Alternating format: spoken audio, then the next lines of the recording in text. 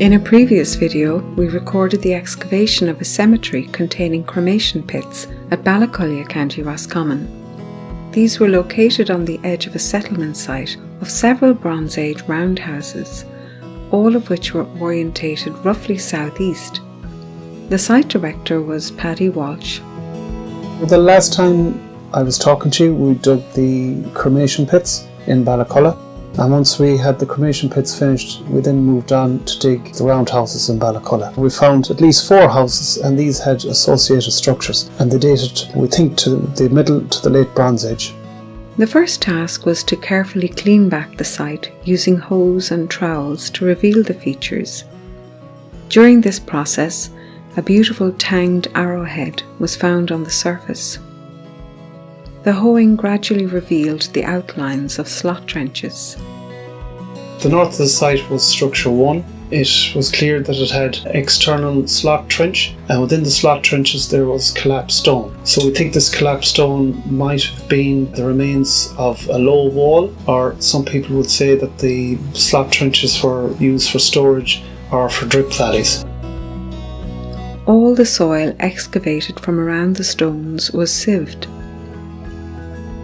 A certain percentage was also collected as samples to be sent for specialist analysis. Within the slot trenches, there were deposits of cremated bone. There was a lot of bone right here. This area here was the area with the strongest concentration of bone. The stones in the slot trenches were recorded and then carefully removed after excavating the soil. A metal detector was also occasionally employed during this process to test for any possible metal depositions that might require specialist attention. Within the slot trenches themselves, there were other depositions which seemed to have been votive or ritual in nature. Structure 4 was unique also, and there was a cornerstone found within the slot trench and also a rubbing stone. The team also found a broken axe head, which was found on the floor surface of structure 3 and may have been associated with a post hole. So in structure 1 on the northern slot, there was the remains of stake holes at the edge of the slot. These were spaced evenly apart, so it looked like there was some sort of weaving that was used at the edge of that slot in structure 1 and also in structure 3. So we think there might have been a low wall, and then outside of the low wall there was this kind of wicker work protected, and then the roof came down to meet the low wall. The roundhouses also had central hearths and a great many internal stake holes. The hearths were all placed in the centre of the structures, so they were just in situ burning. And what we found was, when we excavated around the hearths, that there was multiple stake holes around the hearth. So that means that the stake holes held up some sort of cooking apparatus around the hearths. To the eastern and southeastern outskirts of the habitation site, along the edge of a dried up shoreline, 2 burnt mounds were excavated. One consisted of a very large spread of burnt stone and charcoal. Only about 1/3 or less of this burnt mound was within the road corridor, the rest being located outside the CPO line. This portion was excavated but revealed no significant features. The other burnt spread was much smaller, but early excavations of the layers uncovered a lovely worked flint tool.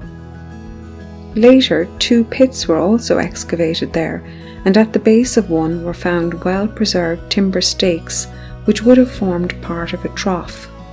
Steve Lancaster, the project environmental specialist, visited the site to advise on sampling strategies.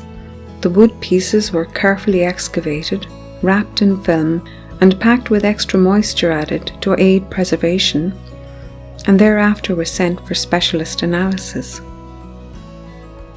Back at the roundhouses, the team were excavating post holes. Within the structures we saw that there was post holes. So this arrangement, they were evenly spaced apart, about 1 metre inside the slot trenches.